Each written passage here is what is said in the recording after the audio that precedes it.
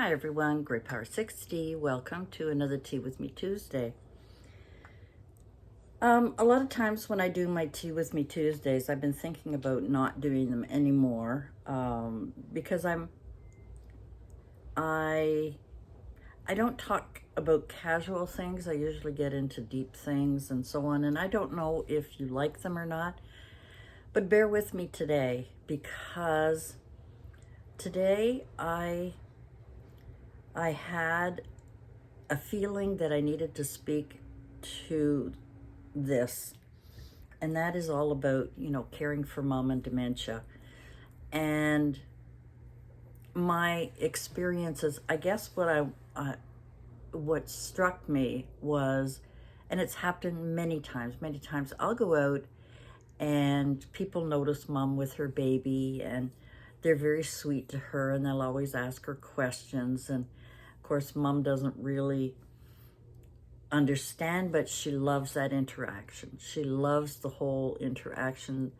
And I often get stopped by people who will say their partner, their mother, their father, their sibling, someone will, has developed dementia. And how do you deal with it? I think it's almost like a mini support group. We kind of get together and we talk as long as I can. Now, lately with mom, it's very limited. She, about a 10-minute span and she's ready to go. Excuse me. I just had a choking session there a second ago because I drank some water and it went down the wrong hole. I've been doing that a lot lately. What the heck's going on with that? Anyway, so the other day we were at the grocery store and we were doing our groceries. I usually go through the self-checkout, and the worker that was there, the lady that was there, noticed mom and then she said, how do you deal with it? And what do you, she said, my husband, and she started telling me her story that, he repeats himself and that he doesn't realize that his memory is gone. And what do you say to them? What do you do? And that is the whole problem with our different associations. They talk about the stages. They talk about, when you go on the internet and you look up your local community place, medical association or whatever it is, Alzheimer's Society and so on, they go through stages and they tell you, there's resources for this and there's that, and they tell you all about dementia, all about the stages. They tell you all the technical medical stuff. Fine. Now we all know that Alzheimer's, dementia is the big umbrella. Alzheimer's is part of it. There's so many different ones. I think trying to diagnose mom, I think she is a mixture. She has a mixture. And I think it's different in elderly as opposed to the young onset. And anyway, so, I've run into people who want to share their story. They want to talk to someone. And some people don't want or can't, like for instance, I can't join a support group because I don't have an opportunity to go. Most of the groups will be in the evenings. I don't have anyone here to look after mom in the evening, so I can't do that. I'm not a joiner anyway, to be honest with you, with any support groups. I'm just not. I probably would go and love it and learn a lot. I probably would, but I just never was that kind of a joiner. Anyway, so getting back to this, I've always been asked things like, But shouldn't they know better? That was another question. And I'm going, no, they don't. They don't know. They don't know that they've told you 20 times, where's my wallet? Where are my keys? Where is this? Why is this? And how do you talk to them is another thing, And she said, do you talk to them? Because she was asking Mom at what stage Mom was at. And I said, well, she's getting to the point now where she's like a 2-year-old, where she'll repeat things, where she doesn't know where things go, and, the usual things that a young child, where you have to be patient with them. And I said to her, talk to them like they're an adult, because they are an adult. And there are a lot of places in their memory and in their mind where if you treat them like a 2-year-old, like you're naughty for not remembering something, that's insulting and degrading. And there's no dignity in that. So I was mentioning to her, you have to talk to them like as if their memory hasn't gone, like you have always talked to them. And they're going to ask questions over and over again. And one of the things that I mentioned and that I learned is about the whole aggression thing, the anger that they get. I've only had a couple of issues with Mom with anger, but it's always been very short-lived, and I've always been able to calm. Mom has a different type of personality. There are some people who get very aggressive and angry, but I think part of it is how they're being treated or talked to, and part of it is inside frustration. So I said, talk to him like an adult, because he's an adult. And if he asks you 5 times, answer 5 times. It sounds annoying, but do you get angry at well, sometimes we do get angry at our 2-year-old when they ask us 100 times for something.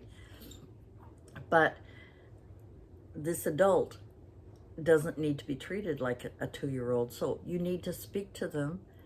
And if they say something to you and repeat it, especially if they ask you, did you know I was a golfer? And if you say yes, yes, yes, that frustrates them and they get angry, and then they'll redirect their anger somewhere else. Whereas if if they say, did you know I was a golfer? Tell me about it. Or were you? Even if you've heard it 100 times, you need to just let them.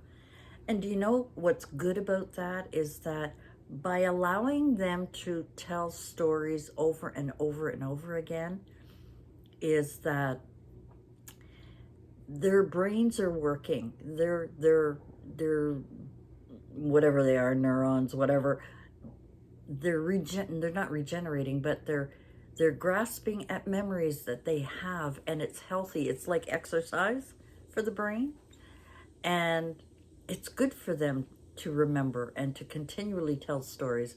It's so important to allow them that. It's like letting your 2-year-old or your 1-year-old learning to walk, or however old they are, tie their own shoes, put on their own clothes. No matter how rough it is, let them do it, because it's helping them remember. And it's the same with someone with Alzheimer's. Anyway, so, I've run into people many, many times where they want to share their story. And they, like I say, don't always can't or won't, or like myself, just don't join support groups. But it's refreshing to speak to somebody and share the experiences and ask questions. And a lot of people ask questions about Mom. Mom used to love to tell different stories. And, we had our balcony chats where she used to love to reminisce. But her language skills have diminished quite a bit. So, but she she still sings French songs. She still loves to speak French, and I am so pleased. We went to the doctors, and she did very well. She flirted with the doctor and spoke French to him. He's a French doctor, so he spoke French to her. It was refreshing, and it's almost like she began to blossom. And I wish I could speak French so that I could help her blossom. So whenever she meets someone who does speak French, she blossoms, because that was her first language when she was a young girl. And I think that's healthy for her. And she is always in such a good mood. And she always likes to have that social connection. Now, everybody is different. Everybody is different stages. But when people ask me questions about what do you do about this or what do you do about that, I tell them to go and watch some of Teepa Snow's videos. Now, some of them are very, very specific to healthcare workers, but the tricks that you learn that she teaches them will help you deal, especially if you're living with a parent or a sibling or a loved one that has dementia. And I just found that if I could just help that one person say, you know, I know that technical medical information is online, but we need someone to train us, to help us know what to do. Because there's no school, there's no place for us to learn unless we're a healthcare worker. Who's going to come in and teach me? What class am I going to go to that's going to teach me? Most of the classes do, I'm sorry to say, I mean, I could be wrong, but most of them are sitting down talking about stories rather than this is a training session on how to handle this situation. This is a training session on how to handle this situation, and you know, and have that kind of help that healthcare workers get. And that is what I'm a caregiver. I am not a professional caregiver, but I need to be able to have the same skills in order to cope with all of the different levels and stages of dementia. And that is basically what I tell people. Go on the internet when you have a chance and look this lady up. She has millions of videos. A lot of them deal with healthcare workers. But the tips and tricks that you get from them, the simplest thing, like my mom loves to get hugs. And when she gets up in the morning, I give her a big hug when she gets up. And when I'm busy around here and she's watching TV, I'll go over to her and I'll ask her how she's doing. And then I'll give her a hug, and she loves it. She loves that connection. And that's important to her. Now, not all patients or all people that have dementia are like that. My brother has Alzheimer's. He has no concept of who we are. If he does, it is buried so deep in him that while we're with him, he may not remember us, but maybe, I'm probably hoping, after we leave, he knows who we were. But this is a hope of mine. I don't know. But I think just the touching, the holding hands is important. But anyway, guys, I don't want this to be too long, but I just wanted to share that many times people will come up to me and want to share their story and ask me questions. And I mean, I'm not an expert. All I know is what I have researched. All I know is the tips and tricks that I do. no one has asked me, what is your trick for getting your mom to eat? I don't have to get mom to eat. She's hungry. She tells me. She may forget. I mean, as soon as she's finished her supper, I'll say, how was your supper? And she'll say, I haven't had it yet. But she did. And I go, Mom, you were hungry. You finished your plate. That's wonderful. You know, um, a lot of times I try and let Mom do for herself. And that's something else that I mention when I talk long talks with people. Um, I think it's important for her to feel useful. And so when we have our little supper in here, when we're finished eating, I don't rush to take her plates away. I let Mom bring them to the kitchen. Occasionally she'll bring them in her room. Occasionally, if I don't watch her, occasionally she'll put them in the bathroom. One day she had a fruit cocktail, and she didn't really like the cherries. It was cherries in it. And there was a little bit left, and I found it in the toilet. She had dumped it in the toilet and put the dishes on the counter. So she knows in her mind to throw out the leftovers, but she's in the wrong room. And she does get confused about rooms, and that's okay, I guide her a lot of times, and that's okay. But I want her to feel useful, because I had noticed, I think it was last week, before that, I was using the dishwasher. I just started using it recently after 5 years of living here. And I was rushing around, and I had a lot of dishes, and I had them all in the sink, and I didn't put them in a dishwasher, and Mom wanted to wash it. And and I said, no, Mom, they're going to go in here. But she didn't know that. And I was impatient with her. Not impatient with her, but kind of not really paying attention. And I think it hurt her feelings. So now I let her think even if she runs the water and uses the fork to rinse it off and then put it on the dish tray, the drying dish tray, so what? I pick it up and I put it in the dishwasher. You have to let people, when they can, do their own thing. I had to stop there for a second. I had a sneeze, and it was not a pretty one. Anyway, guys, I just wanted to share that little bit of information with you that, like I said, I am not an expert. I only know my relationship with my mother. That's all I know. And the tips and tricks and things that I learned from Teepa Snow's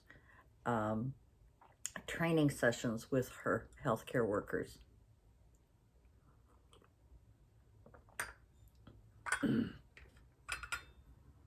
I think the dust is still in here. I think I'm going to have to wash those curtains. I think there's still some residue of dust around, and it tends to choke me up because I have everything closed while I'm on videotaping. Usually I have this window wide open, and I got the fan going so I get some good fresh air in here. Anyway, guys, I just wanted to share that sometimes the little things that help someone else is so important to me, because I wish I had someone sharing with me in the beginnings. I didn't. I had to rely on